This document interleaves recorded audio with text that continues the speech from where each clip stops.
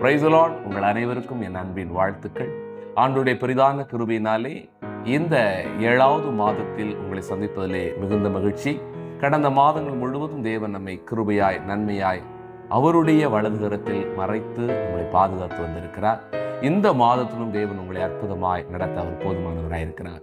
இந்த மாதத்துல தேவனுடைய வாக்குத்தத்தமான வார்த்தை அமிழ்ந்து போன இடத்தில் நிமிர்ந்து நிற்க செய்வார்.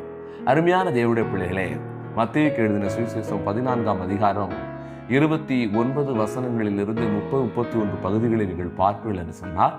ஆண்டவர் கடல் மேல் நடந்து வருகிற சம்பவத்தை குறித்து, அவர் பேதுருவை பிரமிக்க செய்த வார்த்தைகளை குறித்து நாம் பார்க்கிறோம். அருமையானவர்களே, சீசர்கள் ஆண்டவரை விட்டு படகு எடுத்து வந்து விடுகிறார்கள். நடு இரவிலே இவர்கள், அந்த வேத பகுதி அருமையாக சொல்லுகிறது, அவர்கள் காற்றினால் அலைப்படுகிறார்கள் என்று. இந்த தகவல் வேதத்தில் நமக்கு சொல்லப்படுகிறது. ஆனால் ஆண்டவர் அதை உணர்ந்திருந்தார். அவர் இவர்களை பாதுகாக்க கடல் மேல் நடந்து வருகிறார். கிட்டே வருகிற பொழுது இவர்களுக்கு விளங்கவில்லை இது நம்ம ஆண்டவர் என்று. பிற்பாடு விளங்குகிறது. அப்பொழுது பேதுரு ஆண்டவரை பார்த்து கேட்கிறார், ஆண்டவரே நீரானார் நான் இந்த கடலில் நடந்து வருவேன் என்று. இப்பொழுது ஆண்டவர் சொல்லுகிறார், வா என்று சொல்லுகிற பொழுது பேதுரு அந்த கடலில் நடந்து போகிறதை நாம் பார்க்க முடிகிறது. ஆனால் சில நிமிடங்களில் ஒரு காற்றை அவர் கவனிக்கிற பொழுது அமிழ்ந்து போகிற ஒரு சத்தத்தை அங்கு பார்க்க முடிகிறது. அருமையானவர்களே, நாம் எவ்வளவுதான் பழக்கப்பட்ட வாழ்க்கை அனுபவம் என்று இருந்தாலும் சில அமிழ்ந்த நிலை என்று வருகிற பொழுது அங்கு பேதுருடைய வாழ்க்கையிலிருந்து ஒரு காரியத்தை நாம் கண்டுகொள்ள முடிகிறது. பேதுருவுக்கு கடல் என்பது சர்வசாதாரணமாக பழக்கப்பட்ட ஒன்று. பக்கத்தில், இந்த பக்கத்தில் படகு இருக்கிறது, எதிர்புறத்தில் அருள்நாதன் இருக்கிறார். இதற்கு இடைப்பட்ட பகுதி என்பது மிக குறைந்த பகுதியானாலும் அவர் அந்த பகுதியை நீந்தி கடந்து படகில் ஏற முற்படவில்லை. அவர் நீச்சல் தெரிந்தவர், அவர் கடலாழம் புரிந்தவர். ஆனாலும் அருமையான தேவனுடைய பிள்ளைகளே, தாம் அமிழ்ந்து போகிற பொழுது ஆண்டவரை நோக்கி அபயமிடுகிறதை பார்க்க முடிகிறது. அப்படி அபயமிட்ட பேதுருவை எந்த இடத்தில் அமிழ்ந்தாரோ அந்த இடத்திலே கரத்தை பிடித்து தூக்கி நிறுத்தி அவரை தேவன் உயர்த்துகிறதை பார்க்க முடிகிறது. அருமையானவர்களே, நீங்களும் கூட உங்கள் வாழ்க்கையில், உங்கள் சூழ்நிலைகளில், உங்கள் பிள்ளைகளுடைய வாழ்க்கையில் ஒருவேளை நல்ல விசுவாச வாழ்க்கையை மேற்கொண்டு நான் வியாதியில் அமிழ்ந்து போயிருக்கிறேன், பலவீனத்தில் அமிழ்ந்து போயிருக்கிறேன், கடனில் அமிழ்ந்து போயிருக்கிறேன், என் வாழ்க்கை இல்லாமல் என்கிற நிலை என்னுடைய வாழ்க்கையாக போயிருக்கிறது, அல்லது நல்ல வாழ்க்கையை இழந்திருக்கிறேன், இன்னும் எனக்கு வாழ்க்கையே அமையவில்லை, இன்னும் குழந்தை என்கிற வாக்கியம் கிடைக்கவில்லை என்று, இன்னும் என்னுடைய சில நிலங்களை, சில ஆஸ்திகளை மீட்கவில்லை, அது அமிழ்ந்து போனதாகவே போய்விட்டது என்று நீங்கள் கதறுவீர்களானால், அபயம் விடுவீர்களானால், இந்த அபயத்தை நீங்கள் இந்த மாதம் ஆண்டவருக்கு நேராக விடுங்கள். உங்கள் குரலை கர்த்தர் கேட்டு நீங்கள் எந்த இடத்தில், எந்த சூழலில் அமிழ்ந்து போனீர்களோ அதே இடத்தில், அதே சூழலில் உங்கள் கரத்தை உயர்த்தி பிடிக்க அவர் வல்லவராயிருக்கிறார்.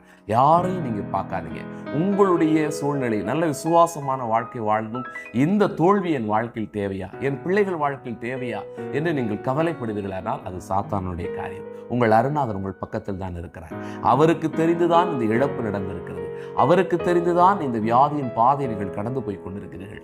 அவருக்கு எல்லாம் தெரிந்திருக்கிறது. உங்கள் கரத்தை உயர்த்தி பிடிக்க காத்திருக்கிறார். அவருக்கு நேராக உங்கள் கயத்தை உயர்த்துங்கள். நிச்சயமாய் இந்த மாதத்தில் நீங்கள் அமிழ்ந்த இடத்தில் நிமிழ்ந்து நிற்க செய்வார். நிச்சயமாய் கர்த்தர் அற்புதமாய் உங்கள் வாழ்க்கையில் செய்ய போகிறார். உங்கள் பிள்ளைகளுடைய வாழ்க்கையில் செய்ய போகிறார். இந்த வார்த்தை கேட்டு நீங்கள் இந்த மாதம் விசுவாச அறிக்கையோடு வாழ்ந்து ஜெயமிடுங்கள். நிச்சயமாய் தேவன் உங்களை ஆசீர்வதிப்பார். உங்களுக்கு ஜெபிக்க போகிறேன். தலைகளை தாழ்த்து. நல்ல தகப்பனே, ஆசீர்வதிக்கப்பட்ட இந்த அருமையான 7வது மாதத்திற்காக நன்றி செலுத்துகிறோம். இந்த ஜூலை மாதத்தினுடைய முதல் தேதியில் இந்த வார்த்தையை நம்முடைய பிள்ளைகள் யார் கேட்கிறார்களோ, அவர்கள் எந்த சூழ்நிலையில் அமிழ்ந்து விட்டோம் என்கிற மனநிலையில் இருக்கிறார்களோ அது இல்லை என்பதை நம்முடைய பிள்ளைகள் வாழ்க்கையை நீ உறுதிப்படுத்தும்படி நான் ஜெபிக்கிறேன். இப்பொழுதே தங்கள் குடும்ப சூழ்நிலைகளில் ஆண்டவரை எந்த நிலைகளில் அமிழ்ந்து விட்ட நிலை என்று கருதி இருக்கிறார்களோ அதிலிருந்து உம்மை நோக்கி பார்க்கிறார்கள். அப்பா, உம்மை நோக்கி அழைக்கிறோம் சுவாமி.